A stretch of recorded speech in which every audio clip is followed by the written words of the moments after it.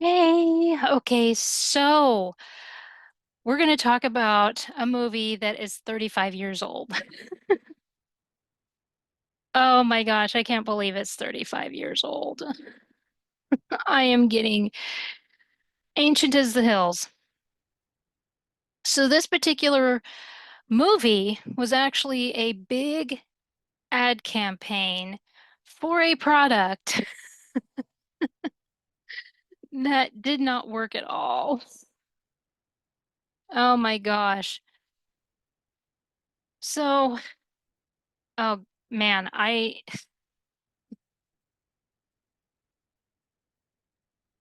remember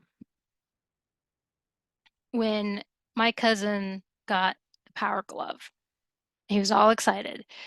It was him and his sister. And I mean, this movie had hyped up the Power Glove and everything. And then, of course, the commercials showed up and hyping up the Power Glove. And so he goes to use it, and it like it wouldn't connect. So then he checks everything. Maybe there was a loose wire or something, and so he checks to make sure. Tries again. Still nothing. So then, of course, the sibling thing kicks in, and his sister says, "Well, you're not doing it right. Let me do it."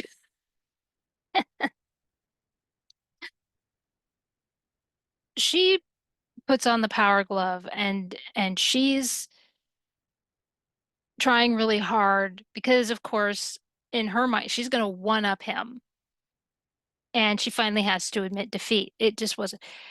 I remember at school, kids were just upset because the one thing that they had asked for birthday and everything wasn't working. It was heartbreaking. I and so the movie is The Wizard. God, I don't want the glare to show up. So The Wizard.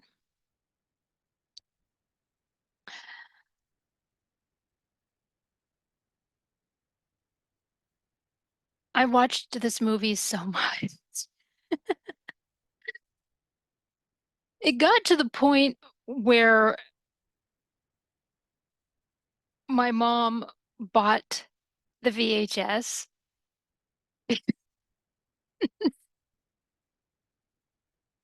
because she got tired of, actually, I'm going to put it back up here, because she got tired of renting the movie. So she went ahead and she bought it. And that was back when VHS were like 20 bucks. So,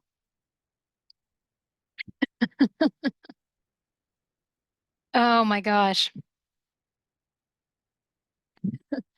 But yeah, the movie was just one big ad campaign, just for this Power Glove that didn't work. And I mean, it was bad enough watching my cousins try to use it and it didn't work. And if you remember when I reacted to Christmas Comes But Once a Year and those poor kids before Professor Grampy came and fixed everything and their toys breaking, especially that poor kid when the teddy bear deflated in its arm and just cried. It was like that. These kids at school talking about the Power Glove and how they wanted it. They asked for it for their birthday. They so want and it didn't work. And fortunately, a lot of them had parents that were willing to uh, get something in return. KB Toys was getting a lot of returns around here anyway. But here's the funny thing is that, and the reason why I'm talking about this movie now is not just because it's 35 years old. Um, which it is important to talk about it on its 35th anniversary. I try to do that with all these. I was noticing that these nostalgia pages are talking about it, even the 90s nostalgia. And there are a lot of people from my generation who they would leave quotes in the comment section or they would talk about their experiences like I just did and everything. This movie is is memorable. Absolutely memorable for what it is.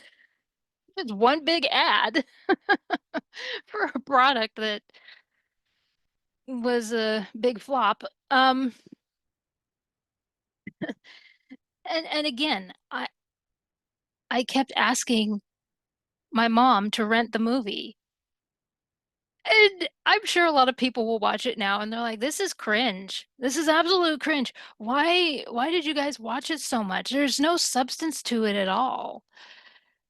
I've seen some of the things put out now. It has more stuff to. Oh, good. Oh, look, it did its job. Okay.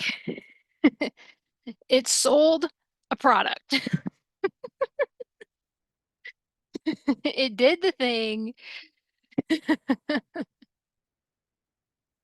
Now, you look at the cast. Okay, you got Fred Savage.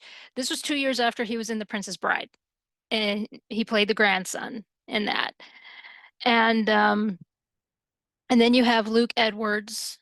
Luke Edwards, back, well, this was before he was in Newsies. I'm telling you, they're everywhere.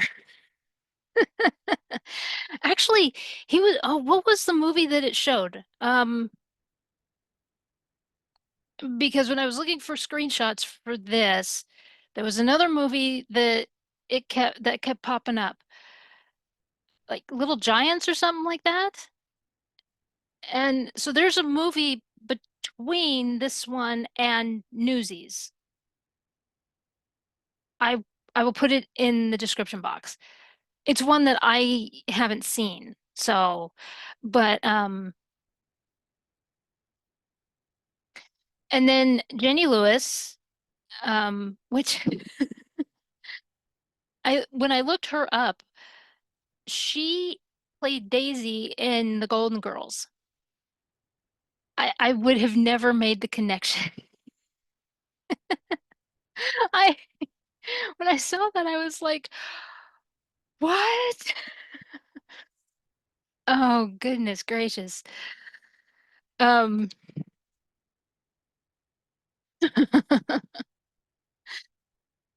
oh man. But she's a singer and songwriter now. I'll put that information in the description box. You also have Christian Slater. He's in this movie. And of course, this is Tobey Maguire's debut, and he's uncredited. And those are the big names in this movie.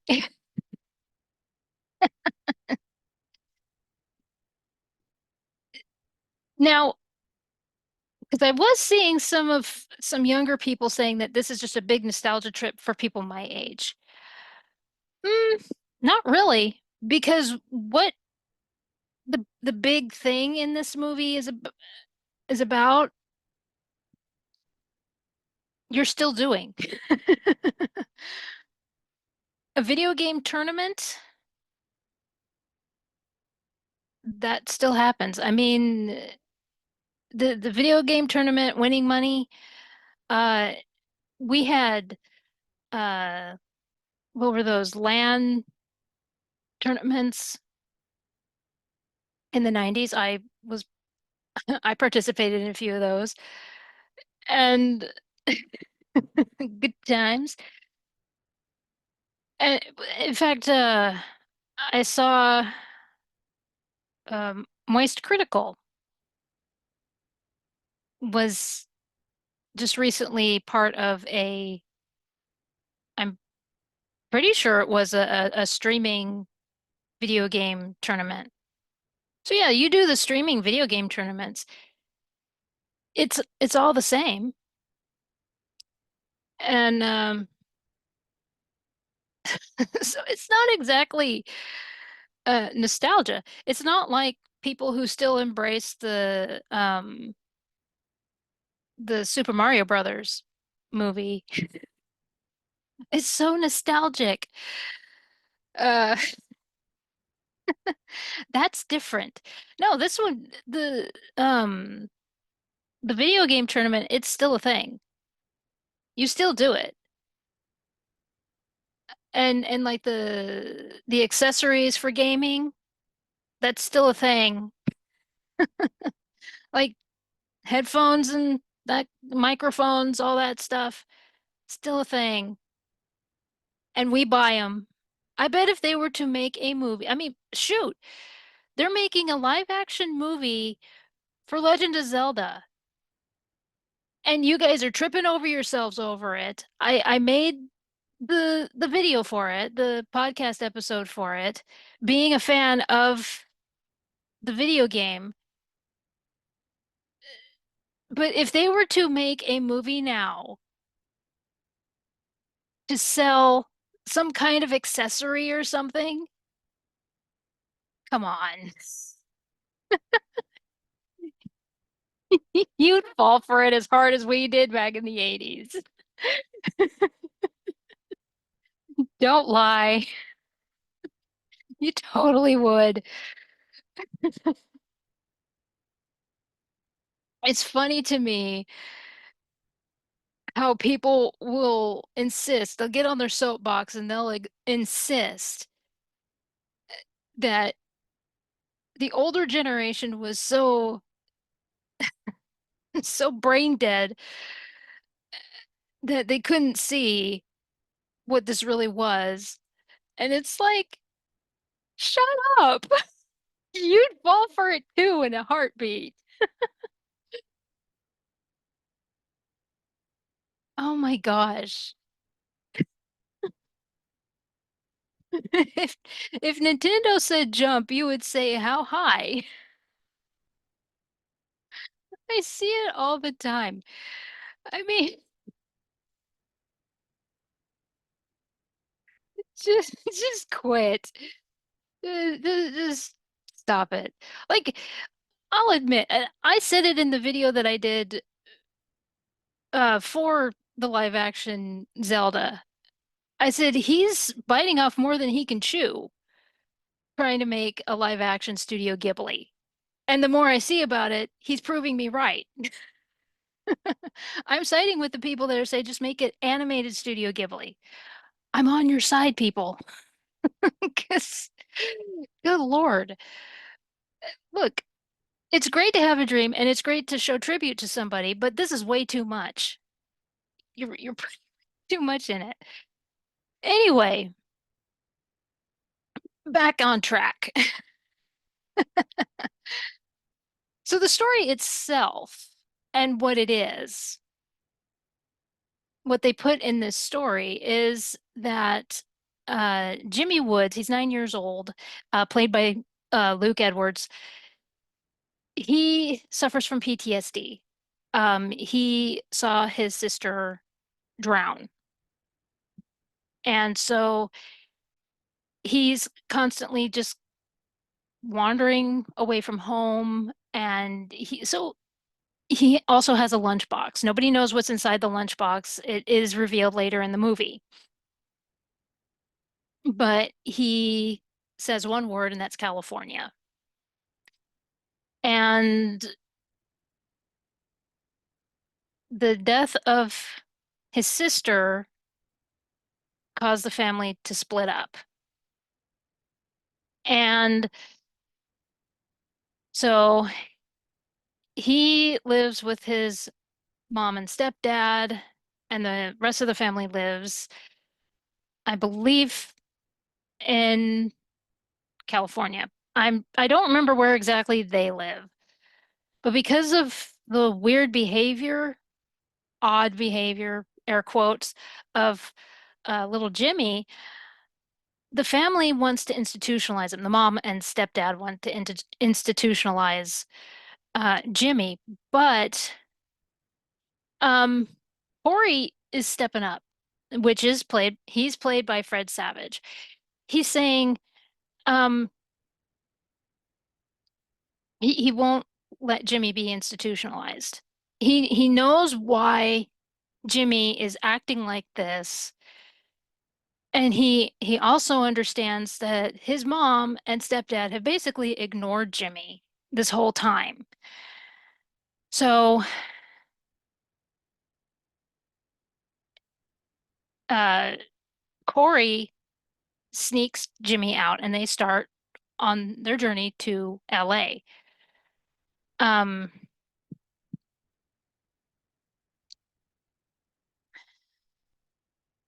and this is where the story really kicks off because then, of course, they're being hunted down by these bounty hunters, these sleazy bounty hunters. And of course, Jimmy and Corey meet up with Haley Brooks, and they soon find out that Jimmy is an amazing video game player. He's at this uh, game cabinet, arcade game cabinet, playing this game, and he's phenomenal at this game. Haley convinces Corey to take him to this tournament and try to win the money. And Corey realizes that if they win the money,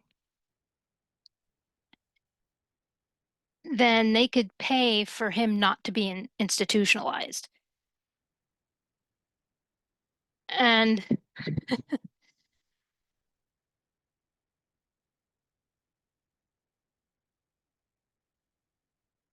and through their travels, they meet this gang in a diner. And of course, that's where the whole Power Glove scene happens.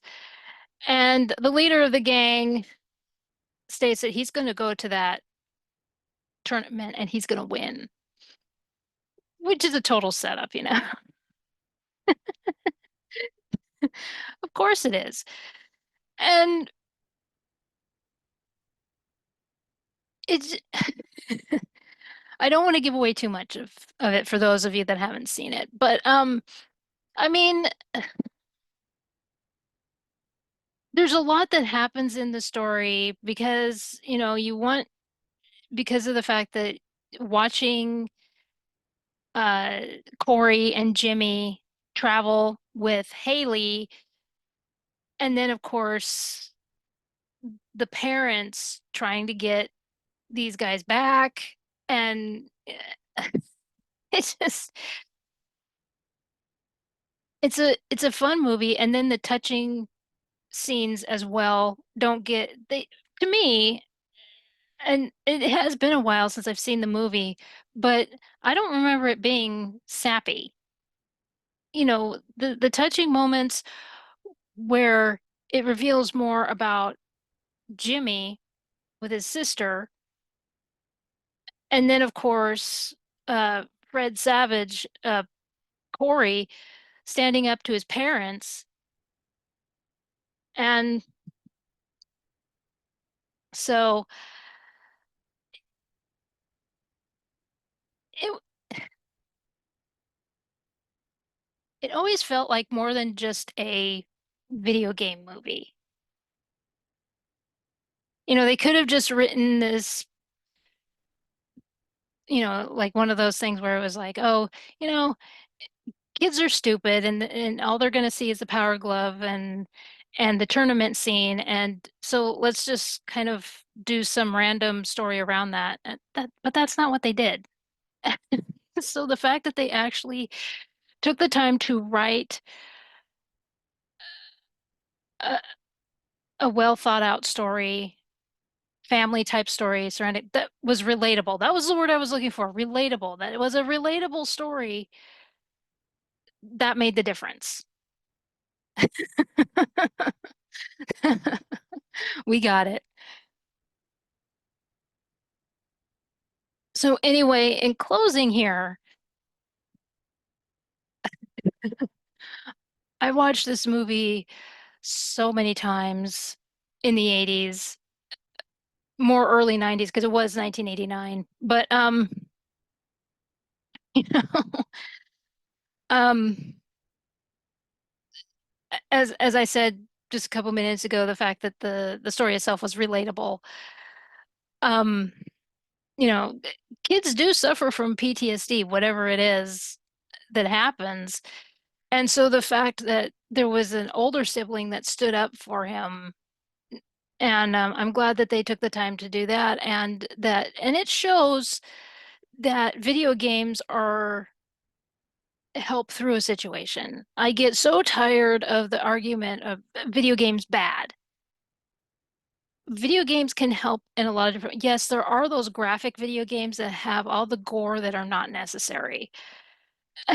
And I know I'm going to get flack for that, but yeah, sure, horror video games need all of that, but to an extent, you need to pull back.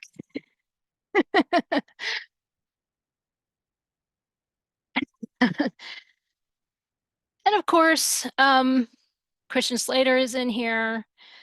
Tobey Maguire, this is his debut. He's rocking the mullet. Now there is, and I don't know if it was before or after this, but he was in a video game commercial. A friend of mine, shout out to Brittany, uh, she showed that commercial. I'll find it and put it in the description box. So I'm wondering if it was before this movie that helped him get into the I wouldn't be surprised. So, yeah, Spider-Man is in a video game movie. And I will put more information on Jenny Lewis because she is a singer and songwriter now. And I will look up that other movie. I think it's called The Littlest Giants, and I believe it's in between this movie and Newsies. Um, because I can't remember off the top of my head. It was like a football movie or something like that. And but I can't remember. But so anyway, this is The Wizard.